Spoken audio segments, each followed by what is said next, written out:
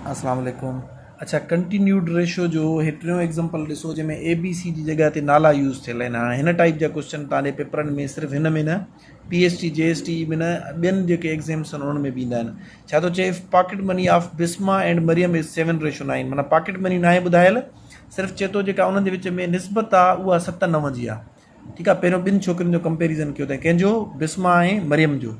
वरी चए थो मरियम ऐं हफ्ज़ा जी जेका निस्बत जो ख़र्ची जो जेको तनासुब आहे उहो 10:13 आहे। माना जेकॾहिं मरियम खे 10 रुपया मिलंदी आहे त हफ्ज़ा खे 13 रुपया, ईअं खणी सम्झो।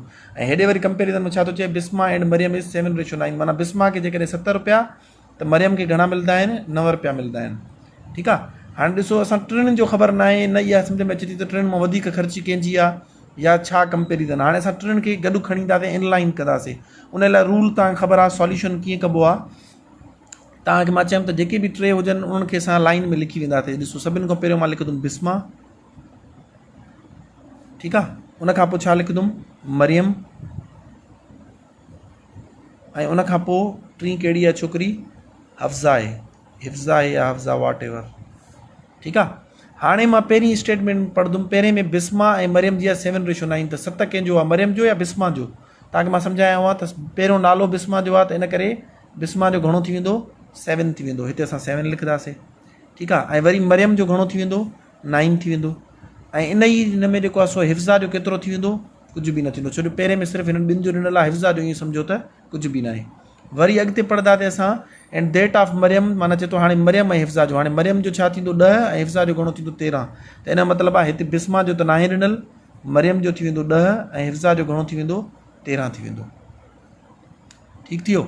हाणे अॻिते तरीक़ेकार तव्हांखे ख़बर आहे, हिते लकीर ॾेई करे हिन खे हिन सां मल्टीप्लाए कंदो, 7 ॾांहुं 70, हिन खे हिन सां मल्टीप्लाए कंदो, 10 ऐं 9 घणो थी, ज़रबिया 9 घणो थी वेंदो, 90। ऐं वरी हिन खे कंहिंसां कंपेयर कंदो या मल्टीप्लाए कंदो, 13 सां।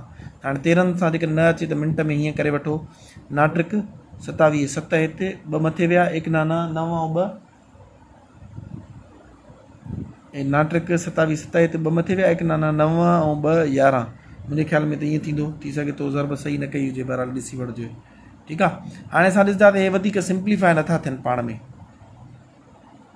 हे पाण में वधीक सिंप्लीफाए नथा थियनि। सो इन करे हे असांजो छा थी वेंदो, जवाबु थी वेंदो। त माना जेकॾहिं बिस्मा खे 70 रुपया ख़र्ची मिलंदी त मरियम खे 90 रुपयो मिलंदी, ऐं हिफ्ज़ा खे घणी मिलंदी, 117 रुपया मिलंदी।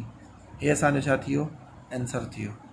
आई होप तव्हांखे हाणे कंटिन्यूड रेशो सम्झ में अची वियो हूंदो, ऐं तव्हांखे कुझु एग्ज़ाम्पल मोकिलियां त उहो सॉल्व कयो ऐं प्रैक्टिस कयो। Thank you so much.